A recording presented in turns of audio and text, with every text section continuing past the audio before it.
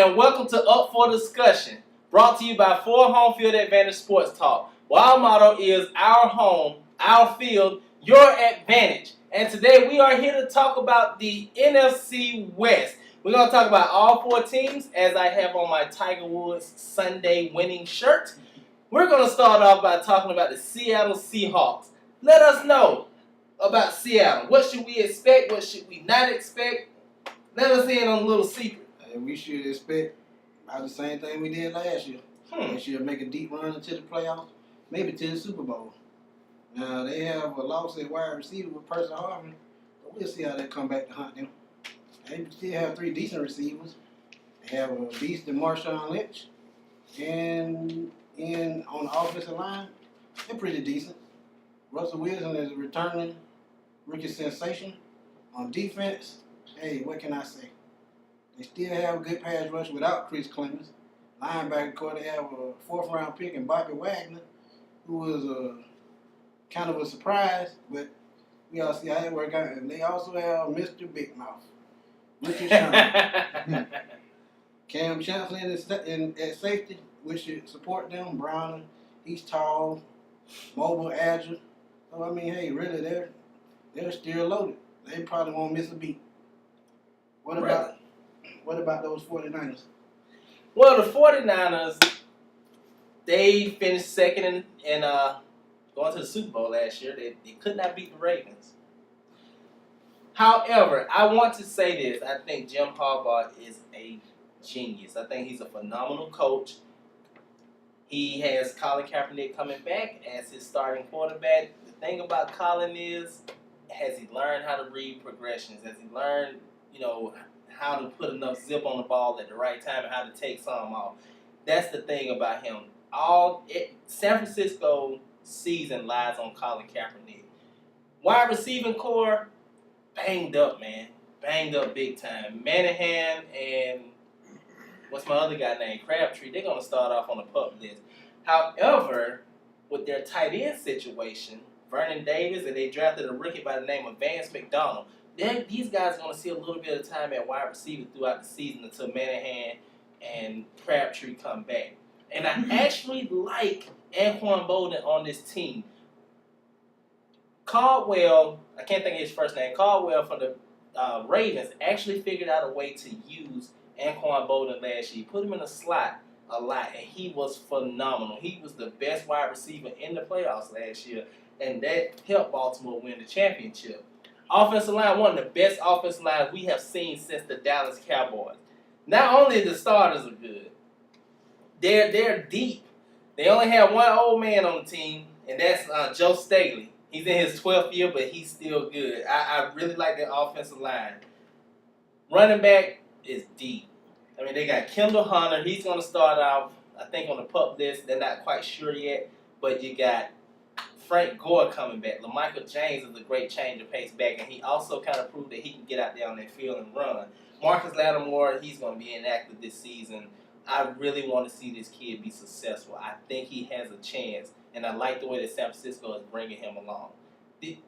I'm really excited for him. In 2 to 3 years, I think this kid is going to be phenomenal. Anthony Dixon is coming back. I mean, they just locked and loaded. And, defense. My God, defense. They have one of the best front sevens in the history. Well, I won't say in the history of football, but it's one of the best front sevens we've seen in many years. This front seven is led by Navarro Bowman. What's his name? Bowman. I apologize if you watched it because you're a big guy. And I don't want you coming after me. But Bowman and Patrick Willis are the leaders of this defense. The entire front seven is so deep. I mean, you got Glenn Dorsey, who's a top 5 pick. He's not even starting. Now, he never lived up to the top 5 billing. But he is a first-round talent. And, I mean, this guy's not even starting. And that's how deep this core is. Now, we get into the problem area. That secondary is not that good. However, I do like Carlos Rogers. He's solid. He's not going to win games for you, and he ain't going to lose them. But if you have to waver the 2, he'll probably lose you a little bit more than he'll win you. I've always been a fan of Dante Whitman. He's a hitter. He's going to do what he does best. He's going to be out there on the field and be productive and just hit. And I actually like this new kid, Terrell Brown. I remember him in not Terrell Brown. I apologize, but the new kid they drafted as safety. He was an LSU kid. Eric Reed, that's his name. I actually like him. I think that he's a great replacement for Deshaun Golston. You almost complimented Terrell Brown. Oh, that's a close call. He's a great replacement for Vernon Golston. So we'll see what happens with him. You know, only time will tell. Because Vernon Golston was I won't say a big loss, but he was a loss nevertheless. We'll see what happens. Now, Terrell Brown is the other corner on the team. I am not a fan of Terrell Brown. I think that every team has an Achilles heel, and he is the Achilles heel. However, I think if Nnamdi Asomugha, the newly married Nnamdi Asomugha, play like he wants to provide for Kerry Washington, because if he doesn't, I will. and I think if he can step up and take that position away from Terrell Brown, because right now it's penciled as Terrell Brown as a starter. When I say penciled, I mean with a number 3 pencil, not even a number 2. It's penciled. It's very light. It can be scratched out. So we'll see what happens. I think that San Francisco is going to be pretty decent this year. I want to hear something about the Cardinals, because I think the Cardinals can surprise some folks. So let's hear about the Cardinals. Cardinals was 5-11 last year. Wow. You would like to think that they're a horrible team. In actuality, they are deep at talent.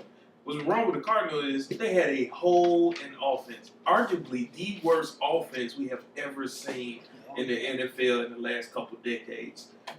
What did they do? They went out and got a value pick in Carson Palmer. I love it. I do wish they would have backfilled him so somebody could learn up on him, but they got Carson Palmer, and nobody could get Larry Fitzgerald the ball last year. That's bad. I mean, I can get Larry Fitzgerald the ball, and I can't throw 40 yards flat-footed. So they got Carson Palmer, excellent stabilizing force. Yes, he's going to throw interceptions. He's thrown 50 interceptions in the last 3 seasons. I know that's bad, but this guy can give Larry Fitzgerald a shot to make plays for him.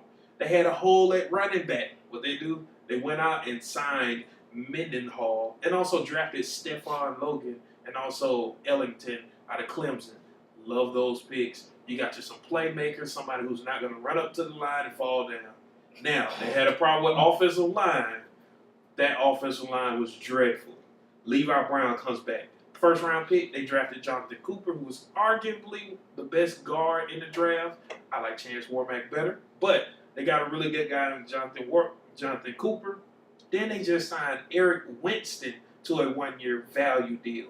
I mean, they did a great makeover, and if Carson Palmer could just get the ball downfield in this Bruce Arians offense, which that's what he wants to do, throw deep, it's going to be done, and they got the guy to do it.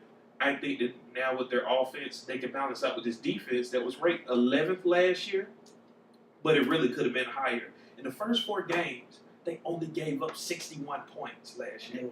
They were 4-0 in those games. Wow. Darryl Washington, phenomenal linebacker. Stop taking drugs. You're suspended for the first 4 games. They're running a hybrid scheme now. So they went out and signed John Abraham. I don't like John Abraham standing up, but if they could just make him a pass rush specialist that just comes in there and hunts the quarterback, you sit down when you play. The quarterbacks really have to watch out in this division. Just really quick, think about the acquisitions they made. Antoine Cason, the number 1 corner from San Diego, comes over to Arizona. Solid. Gerard Powers, the number 2 cornerback over there in the Colts, he comes there. The Honey Badger, he comes there. Jeremiah Bale comes there. Javier Arenas, the number 3 cornerback for the Chiefs, he comes there. Carlos Dansby returns home. He solidifies that linebacker some more. They were 4th in takeaways, and I have not mentioned Patrick Peterson yet. This guy is not only going to be a stud on defense, they are tinkering him on offense. Oh, yeah. The possibilities. All I got to say is Bruce Arians is the right guy. You want to talk about acquisitions? They went out and got the coach of the year. The Cardinals made a lot of moves to make themselves relevant in this tough division, and I think they're a team to watch.